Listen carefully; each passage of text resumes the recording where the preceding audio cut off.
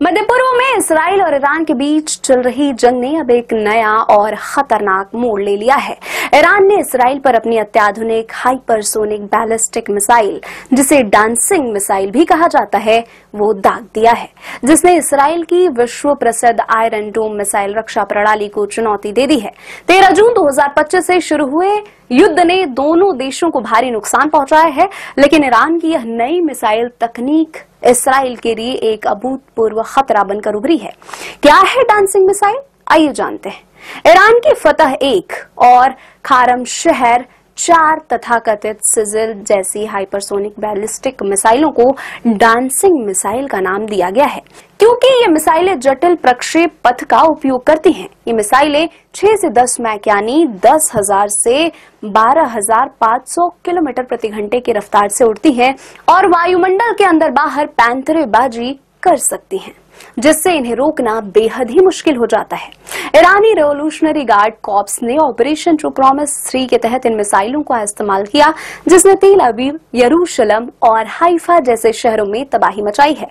Israel के iron डोम, David's sling और arrow 3 जैसी बहुस्तरीय रक्षा प्रणालियां छोटी और मध्यम दूरी की मिसाइलों को रोकने में सक्षम हैं। हालांकि ईरान की हाइपरसोनिक मिसाइलों ने इन प्रणालियों को भेदने में सफलता हासिल की है। 13 जून से 18 जून तक ईरान ने इसराइल पर लगभग 400 बैलिस्टिक मिसाइलें और ड्रोन दागे हैं, जिनमें से कुछ तेल अवीव और बेरशेवा जैसे शहरों में गिरी। इन हमलों में 24 लोगों की मौत और 804 लोग घायल हुए हैं। बेरशेवा के सोरोका अस्पताल पर हुए हमले ने इसराइल को हिलाकर रख दिया, जहां आयरन डोम मिसाइलों को रोकने में नाकाम रहा। रिपोर्ट्स के अनुसार ईरान ने सैचुरेशन अटैक रणनीति अपनाई है, जिसमें एक साथ सैकड़ों मिसाइलें दागकर रक्षा प्रणालियों पर दबाव डाला गया। इससे आयरन डोम और अन्य प्रणालियां ओवरलोड हो गई थी। एक इस्राएली अधिकारी ने वॉल स्ट्रीट जर्नल को बताया कि इसराइल के पास लंबी दूरी की मिसाइलों को रोकने वाले इंटरसेप्टर्स का भंडार तेजी से कम हो रहा है और यह केवल 10 से 12 दिन तक ही चल सकता है। ईरान इसराइल युद्ध में इसराइल को हर दिन 17.32 अरब रुपयों का नुकसान हो रहा है। इस्राएली प्रधानमंत्री बेंजामिन नेतन्याहू ने कहा, ईरान जानबूझकर हमारे नागरिकों और अस्पतालों को निशाना बना रहा है।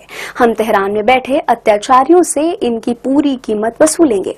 इस्राएल ने भी ऑपरेशन राइजिंग लाइन के तहत ईरान के परमाणु और सैन्य ठिकानों पर बड़े पैमाने पर हमले किए। 13 जून को शुरू हुए इस अभियान में इस्राएली वायुसेना ने तेहरान, नतांज और इस्फहान जैसे शहरों में परमाणु केंद्रों, मिसाइल बेसों और सैन्य अड्डों को निशाना बनाया।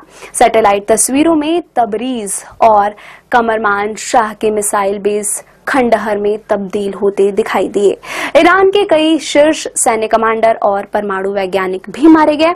ईरान ने चेतावनी दी कि अमेरिका के हस्तक्षेप से पूर्ण युद्ध छिड़ सकता है। अमेरिकी राष्ट्रपति डोनाल्ड ट्रंप ने कहा कि ईरान ने बातचीत की पेशकश की थी, लेकिन अब बहुत देर हो चुकी है।